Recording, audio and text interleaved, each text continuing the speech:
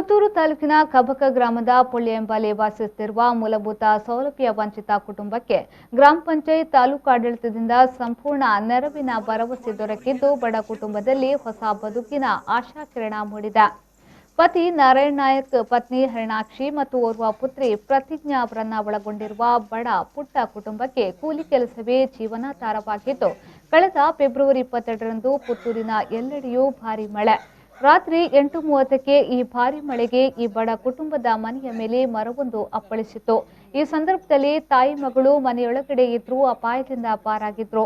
ಇದಾದ ಬಳಿಕ ಪಂಚಾಯತ್ನವರು ಬಂದು ಮನೆಯ ಫೋಟೋ ತೆಗೆದುಕೊಂಡು ಮನೆ ಹಾನಿಗೆ ಸರ್ಕಾರದಿಂದ ಪರಿಹಾರ ಸಿಗುತ್ತದೆ ಎಂದೆಲ್ಲ ಹೇಳಿ ಹೋಗಿದ್ರು.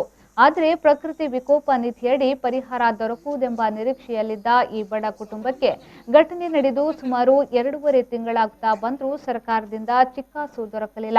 ಇದ್ದ ಬದ್ದವರಲ್ಲಿ ಹೇಳಿಕೊಂಡಿದ್ರೂ ಯಾವುದೇ ಪ್ರಯೋಜನವಾಗಿರಲಿಲ್ಲ. ಪಂಚಾಯತ್ನಲ್ಲಿ ಕೇಳಿದ್ರೆ ಪರಿಹಾರದ ಮೊತ್ತ ಜಿಲ್ಲಾ ಪಂಚಾಯತ್ನಿಂದ ಬಿಡುಗಡೆಯಾಗಬೇಕಾಗಿದೆ ಎಂದು ಸಬೂಬು ನೀಡುತ್ತಾ ಬರ್ತಿದ್ರು. ಮಳೆಗಾಳಿಗೆ ಮರ ಬಿದ್ದು ಹಾನಿಗೊಳಗಾಗಿದ್ದ ನಾರಾಯಣ ನಾಯಕ್ ಅವರ ಮುರುಕಲು ಮನೆಯನ್ನ ವೀಕ್ಷಿಸಲು ಪುತ್ತೂರು ತಹಶೀಲ್ದಾರ್ ರಮೇಶ್ ಬಾಬು ಮತ್ತು ಸಿಬ್ಬಂದಿಗಳು ತೆರಳಿದ್ರು. ಬಡ ಕುಟುಂಬದ ಮನೆಯ ದುಸ್ಥಿತಿಯನ್ನ ಕಂಡು ಖೇದ ವ್ಯಕ್ತಪಡಿಸಿದ ರಮೇಶ್ ಬಾಬು 1 ವಾರದ ಒಳಗೆ ಮನೆ ದುರಸ್ತಿಗೆ ಸಹಾಯಧನವನ್ನ ಬಿಡುಗಡೆಗೊಳಿಸಲು ತುರ್ತು ಕ್ರಮ ಕೈಗೊಳ್ಳುವುದಾಗಿ ಮನೆ ಮಂದಿಗೆ ಭರವಸೆಯನ್ನ ನೀಡಿದ್ರು. ನಾರಾಯಣ ನಾಯಕ್ ಅವರ ಮನೆ ಸಾಧಾರಣ 3 ತಿಂಗಳಿಂದ ಮಳೆ ಹಾನಿಯಲ್ಲಿ ಮರ ಬಿದ್ದು ಹಂಚೆಲ್ಲ ಹೋಗಿದೆ ಮಾಡಿದೆಲ್ಲ. ಇದನ್ನು ನಾವು ಕಂದಾಯ ಇಲಾಖೆಗೆ ನಾವು ತಿಳಿಸಿ ಅದನ್ನು ಇಂಜಿನಿಯರ್ ಸಂದೀಪನವರು ಎಸ್ಟಿಮೇಟ್ ಮಾಡಿದರು.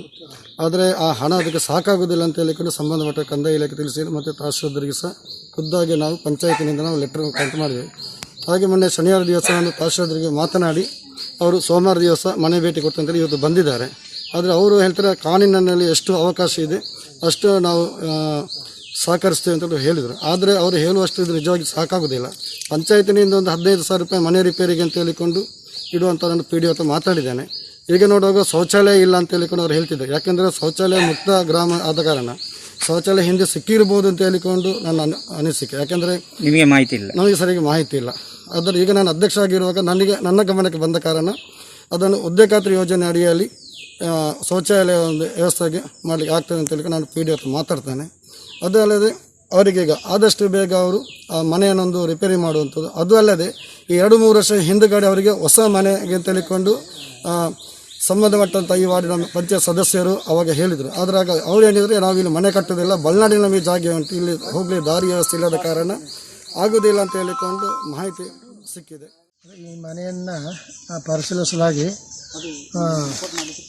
ವಾಸದ ಮನೆ ಅಂಚು ಅಂದರೆ ಮಂಗಳೂರು ಅಂಚು ಒಂದು 100, ಮೂಲೆ ಅಂಚು ಒಂದು 25 ಮತ್ತು ಮರದ ಜಂತಿಗಳು ಒಂದು 5-6 ಜಖಮಾಗಿದೆ. ಅದಕ್ಕೆ ನಮ್ಮ ಕಲಾಮಿಟಿ ಗೈಡ್ಲೈನ್ಸ್ ಪ್ರಕಾರ ಅವರಿಗೆ ಎಷ್ಟು ಬರುತ್ತೆ ಕಾನೂನು ಪ್ರಕಾರ ಅದು ಕೊಡೋದಕ್ಕೆ 3 ದಿನದಲ್ಲಿ ನಾವು ಖಂಡಿತ ವ್ಯವಸ್ಥೆ ಮಾಡ್ತೀವಿ. ಸರ್, ಈಗ ಮನೆ ಹಾನಿ ಅಂತ ಇದೆ ಸರ್, ಮನೆ ಹಾನಿ ಅಂದರೆ 15% ಆಗಿರಬೇಕು ಅಂತಿದೆ.